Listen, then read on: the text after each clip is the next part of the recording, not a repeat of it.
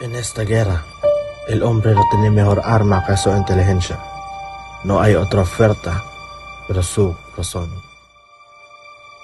Ang mga namulat ay hindi na muling pipikit.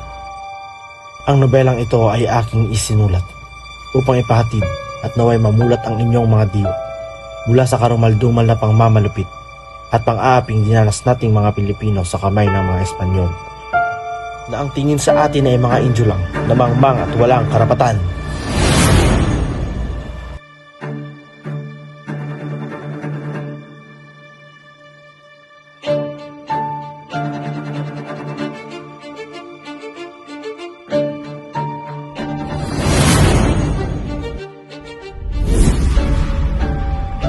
Malugod at itinararangal kong ipinapakilala sa inyo ang anak ng aking kaibigan na si Don Crisostomo Ibarra y Magsalis.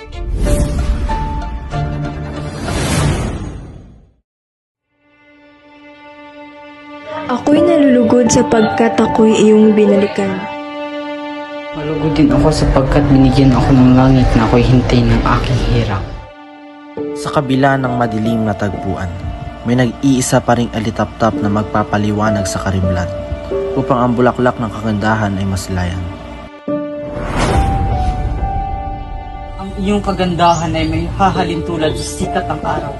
Lumalabas ang kagandahang taglay.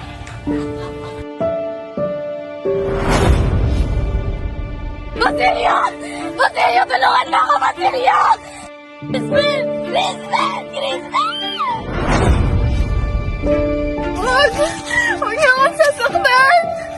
Mga anak ko! Crispin! Basilio! Mga anak ko! Ang hindi kumikilalang panalo at hindi gumagalang sa mga kura ay paniguradong paparusahan ng Diyos. Ang mga mahihirap ay walang dulot sa lipunan. Dapat sa mga Indio ay tinitiris na para malanggaw. Ano bang ipinagmamayabang mo, Ibarra?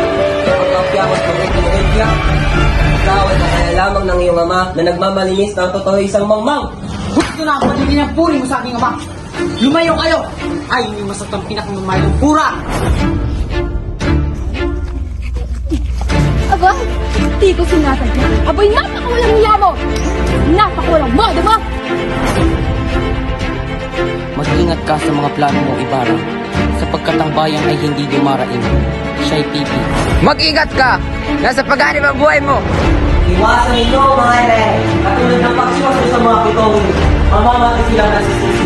Mamamatay silang hindi pinapatawad. Mamamatay silang may kasalanan. Di natutulog ang Diyos! Hugisin ang pilibustero! Mas iibigin ko pa ang mamatay kaysa ang mapakasalang taong hindi ko mahal.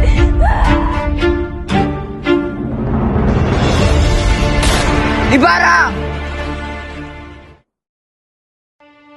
Ako ay mamamatay na hindi man lang makikita ang maningning ng pagbubukang liwayway sa aking bayan.